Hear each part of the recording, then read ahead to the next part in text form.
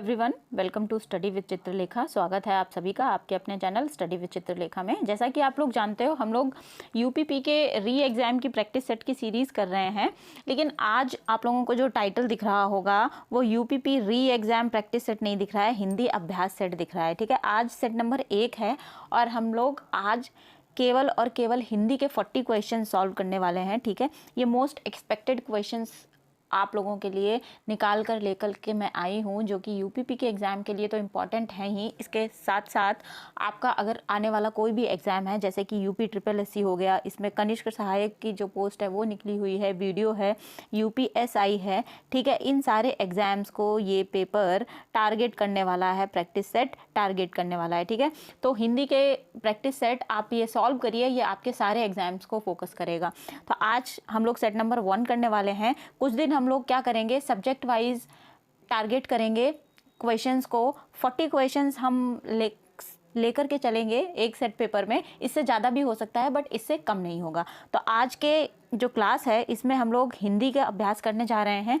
आज की क्लास में आप लोगों को काफ़ी सारी चीज़ें मिलने वाली हैं, जिसमें आपको मिलेगा सेंटेंस मेकिंग मिलेगा, वाक्यांश मिलेंगे, इसके साथ साथ जो वर्ण विचार होता है वो मिलेगा, अलंकार मिलेगा, ग्रामर मिलेगा, रचनाएं भी मिलेंगी। साहित्य हिंदी के साथ साथ आपको क्या मिलेगा, व्याकरण हिंदी भी मिलेगी। काफ़ी सारी चीज़ें आज की क्लास में हम टारगेट करने वाले हैं और बहुत इंटरेस्टिंग क्लास होने वाली है आज की।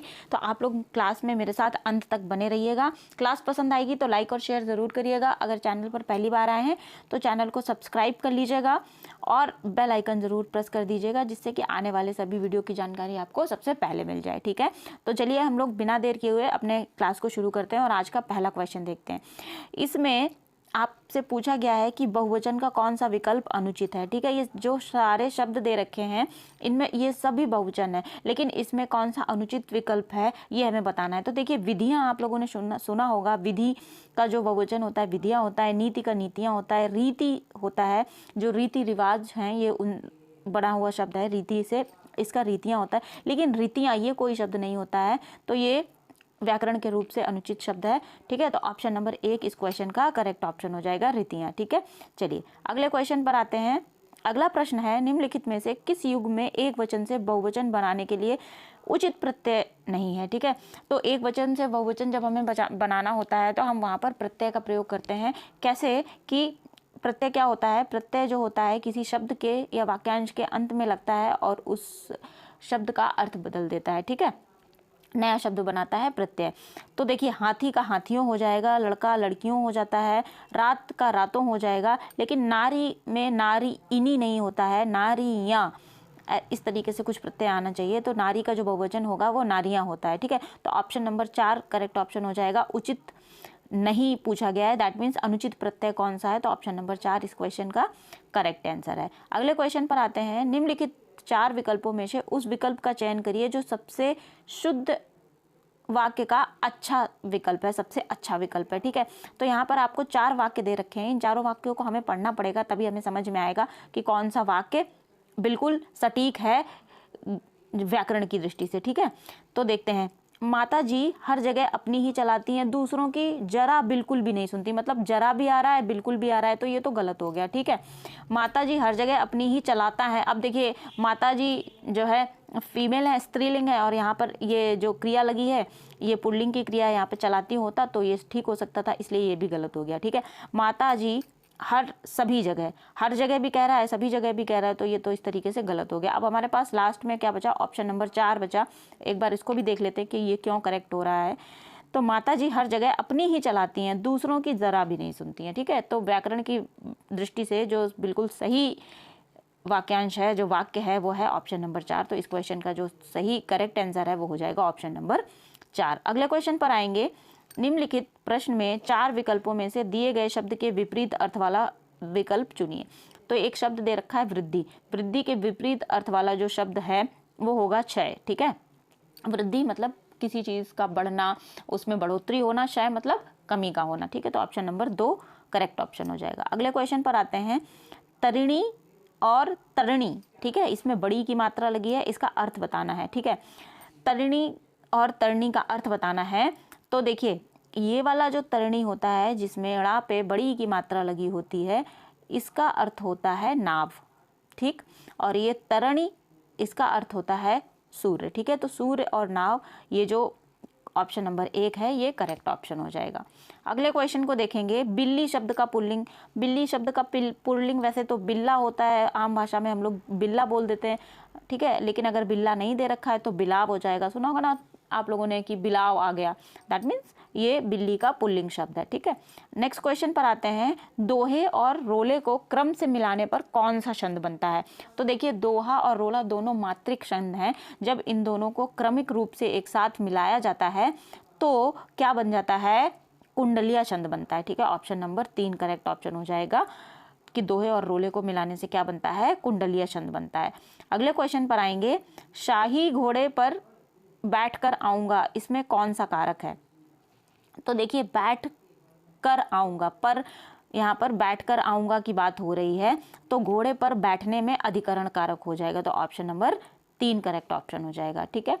अगले क्वेश्चन को देखते हैं। द्विज शब्द का सही अर्थ समूह है। तो द्विज शब्द के जितने भी अर्थ निकलते हैं, सही अर्थ वाला कौन सा समूह है तो हमें बताना है। तो देखिए, द्विज का एक शब्द मतलब पर्यायवाची कह लें, वो ये होता है ब्राह्मण होता है, लेकिन सूर्य नहीं होता है, स्त्री भी नहीं होता है, स्त्री नहीं होगा, तो ये वाला तो गलत हो गया, ठीक है।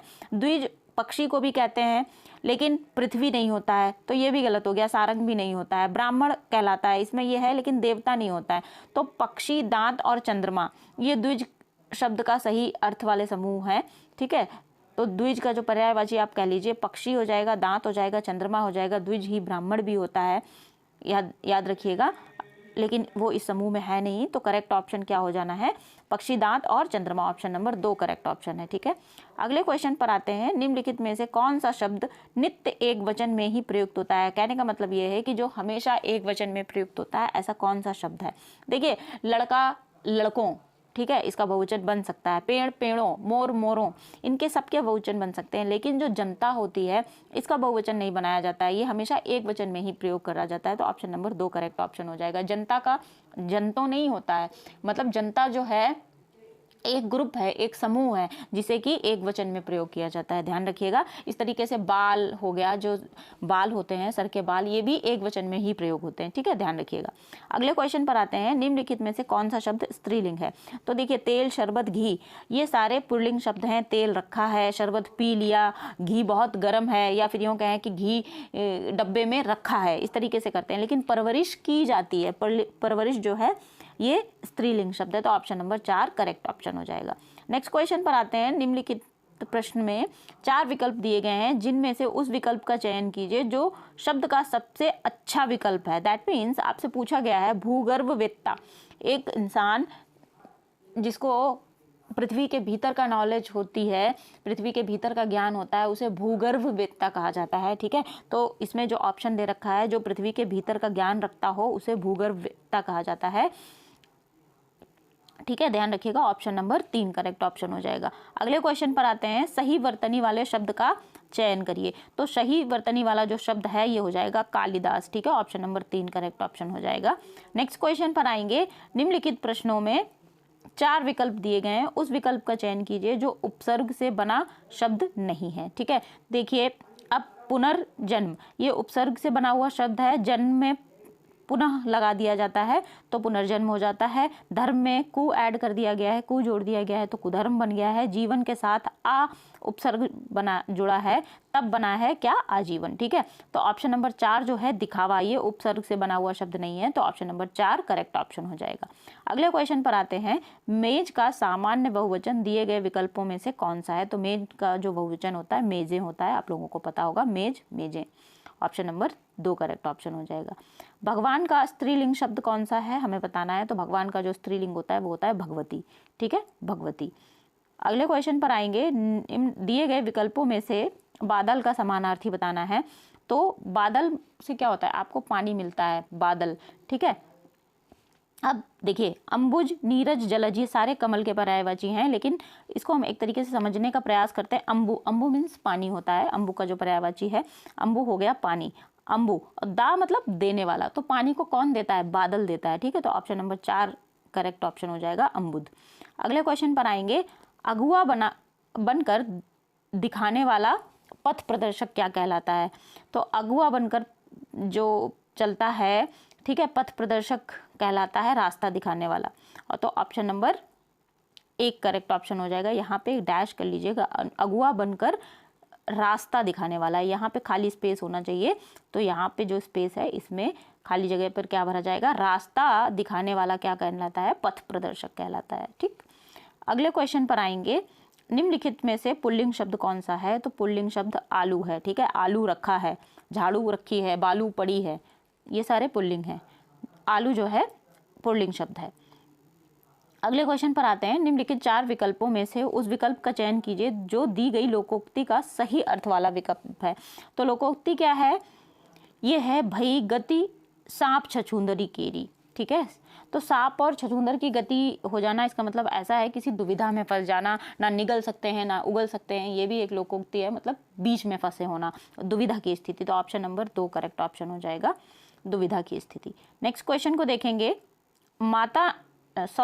माँ ने पिताजी से सामान मंगवाया, यहाँ पर क्रिया का कौन सा रूप है? तो माँ ने पिताजी से सामान मंगवाया मतलब उनको प्रेरित किया, तो यहाँ पर प्रेरणार्थक क्रिया हो जाएगी। ऑप्शन नंबर 4 करेक्ट ऑप्शन हो जाएगा। माता जी के कहने पर पिताजी सामान लेकर के आए हैं, तो प्रेरणार्थक क्रिया हुई। ये क्वेश्चन रिपीट हो रहा है, आगे बढ़ेंगे। अब एक प्रश्न ये है कि मानव आदिकाल से ही के मार्ग पर चला आ रहा है, यहाँ पे एक स्पेस है। ठीक है, मानव आदिकाल से ही के पथ पर चला आ रहा है, तो प्रगति के पथ पर चला आ रहा है। ठीक है, यहाँ पर जो करेक्ट ऑप्शन है ये हो जाएगा प्रगति के पथ पर। ये पथ यहाँ पर आएगा और प्रगति कुछ इस तरीके से ऐड होगा, तब ये आपका जो वाक्य है ये सही बनेगा। ठीक है, तो ऑप्शन नंबर 3 करेक्ट ऑप्शन हो जाएगा। अगला क्वेश्चन है। मेरे तो गिरधर गोपाल दूसरों न का कोई, जाके सिर मोर मुकुट मेरो पति सोई। इन पंक्तियों में कौन सा रस है? तो यहाँ पर ये मीराबाई की कृति है। ठीक है, मीराबाई की कविता है। वे कहती हैं कि मेरे तो गिरधर गोपाल दूसरों न कोई, जाके सिर मोर मुकुट मेरो पति सोई। तो यहाँ पर श्रृंगार रस है। ठीक है, यहाँ पे मीराबाई खुद को नायिका की दृष्टि से देख रही हैं और उसमें नायक कौन है? श्री कृष्ण है। ठीक है, तो नायक नायिका की जहाँ पर बात होती है तो वहाँ पर श्रृंगार रस होता है। ऑप्शन नंबर 2 करेक्ट ऑप्शन हो जाएगा। नेक्स्ट क्वेश्चन पर आते हैं। बैलगाड़ी में कौन सा समास है? तो बैल और गाड़ी, देखिए बैलों से चलने वाली गाड़ी। ठीक है, तो यहाँ पर जो प्रथम पद है वो प्रधान है, तो जहाँ पर प्रथम पद प्रधान होता है वहाँ पर तत्पुरुष समास होता है। ऑप्शन नंबर 4 करेक्ट ऑप्शन हो जाएगा। अगला क्वेश्चन है। निम्नलिखित प्रश्न में 4 विकल्पों में से उस विकल्प का चयन कीजिए जो दिए गए पद के उचित अलंकार के रूप में सबसे अच्छा विकल्प है।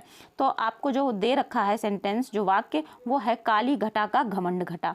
अब यहाँ पे घटा 2 बार आया है। ठीक है, ये रहा घटा, और इसका अलग अलग अर्थ निकलता है। ठीक है, तो जहाँ पर एक ही शब्द 2 बार प्रयोग होता है और उसका अर्थ भी अलग अलग होता है, वहाँ पर यमक अलंकार होता है। तो ऑप्शन नंबर 3 करेक्ट ऑप्शन हो जाएगा, यमक अलंकार। जल प्राण पुत्र किस शब्द के अनेकार्थी हैं? तो जल प्राण पुत्र ये जीवन के अनेकार्थी हैं। ठीक है, ध्यान रखिएगा। ऑप्शन नंबर 4 करेक्ट ऑप्शन हो जाएगा। निम्नलिखित में से कौन सा शुद्ध वाक्य है? तो शुद्ध वाक्य हम देखेंगे, चेक करना पड़ेगा। गाड़ी छूट गया, गया नहीं गई होना चाहिए, तो ये तो गलत हो गया। मालवीय जी ने उसे गीता की प्रति दिया, दिया नहीं दी। ठीक है, क्रिया यहाँ पे गलत लगी है।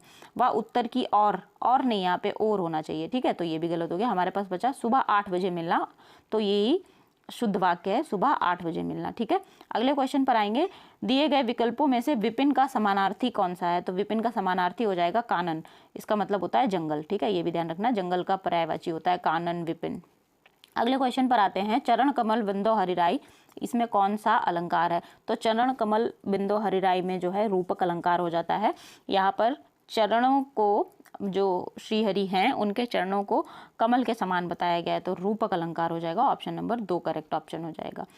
अगला क्वेश्चन है आपका। बड़ों का आदर करना हमारा कर्तव्य है, इसमें जो रेखांकित है हमारा, इसमें सर्वनाम बताना है हमें, तो यहाँ पर उत्तम पुरुषवाचक सर्वनाम हो जाएगा। ऑप्शन नंबर 3 करेक्ट ऑप्शन हो जाएगा। अगला क्वेश्चन देखते हैं। निम्नलिखित प्रश्नों में से क्या है? 4 विकल्पों में से सही कर्ता कारक की विभक्ति पहचाननी है हमें। तो रोहन ने हॉकी खेली, ने में हमें बताना है रोहन ने हॉकी खेली, इसमें कारक की कौन सी कारक विभक्ति कहाँ पर है, तो रोहन ने, ठीक है, ने में यहाँ पर कारक विभक्ति आएगी, तो ऑप्शन नंबर 2 करेक्ट ऑप्शन हो जाएगा। अगला क्वेश्चन देखते हैं, अंधेर रंगनी किसकी रचना है, अंधेर रंगनी भारतेंदु हरिश्चंद्र के द्वारा लिखा गया है, ऑप्शन नंबर 1 भारतेंदु हरिश्चंद्र। निम्नलिखित शब्दों में स्त्रीलिंग शब्द को पहचानिए, तो देखिए गोदाम, जनपद और घूंट ये तीनों पुल्लिंग है, तो बचा आपके पास भुजा, ये स्त्रीलिंग है, ऑप्शन नंबर 1 करेक्ट ऑप्शन है। निम्नलिखित में से उच्चारण के स्थान के आधार पर मूर्धन्य व्यंजन बताइए, तो मूर्धन्य व्यंजन जो है आपके ठा और आ हो जाएंगे, तो ऑप्शन नंबर 2 करेक्ट ऑप्शन हो जाएगा। अगले क्वेश्चन को देखते हैं, निम्नलिखित पंक्तियां किस छंद का उदाहरण है, बुरा जो देखन मैं चला, बुरा न मिलिया कोई, जो मन देखा आप ना, मुझसे बुरा न कोई। तो ये एक मात्रिक छंद है, ठीक है, मात्रिक छंद है, और ये कबीरदास का दोहा भी है, अगर आप लोगों ने सुना होगा, कबीरदास का दोहा है, ठीक है। तो इसमें जो मात्रिक छंद है ये दोहा है, इसकी कैलकुलेशंस होती है, ये एक लाइन में आप कर करके देख लेते हैं, ठीक है, और अगली लाइन में जिसमें दोनों में समान होते हैं वो दोहा होता है, तो ऑप्शन नंबर 3 इस क्वेश्चन का करेक्ट ऑप्शन हो जाएगा। नेक्स्ट क्वेश्चन को देखते हैं, निम्नलिखित प्रश्न में 4 विकल्पों में से सही विकल्प का चयन करिए जो ये बताता है यह उत्तम पुरुष सर्वनाम का उदाहरण है। तो उत्तम पुरुष वो होता है जो खुद की बात करता है, तो यहाँ पर है मैं गाता हूँ, ये उत्तम पुरुष का उदाहरण है, तो ऑप्शन नंबर 2 करेक्ट ऑप्शन हो जाएगा। अगला क्वेश्चन है, परि उपसर्ग से बनने वाला शब्द कौन सा नहीं है, तो परि प्लस वेक्षण बन के पर्यवेक्षण हो जाता है, और ये परिवर्तन, परिमार्जन ये परि से बने हुए हैं, लेकिन जो परामर्श है ये परि उपसर्ग से नहीं बना है, तो ऑप्शन नंबर 1 करेक्ट ऑप्शन हो जाएगा इस क्वेश्चन का। अगले क्वेश्चन पर आएंगे, राधिका ने डंडे की सहायता से अमरूद तोड़े, तो डंडे की सहायता से, इसमें हमें कारक बताना है, कौन सा कारक है, इसमें हो जाएगा आपका करण कारक, ठीक है, डंडे की सहायता से, किसी की सहायता से तोड़ा तो करण कारक हो जाएगा। नेक्स्ट क्वेश्चन देखते हैं, शुद्ध वाक्य का चयन कीजिए, तो उसे भारी प्यास लगी है, नहीं, प्यास भारी और हल्की नहीं होती है, तो ये तो सेंटेंस गलत हो गया। जीवन और साहित्य का घोर संबंध, नहीं, घनिष्ठ संबंध होना चाहिए, तो ये भी गलत है।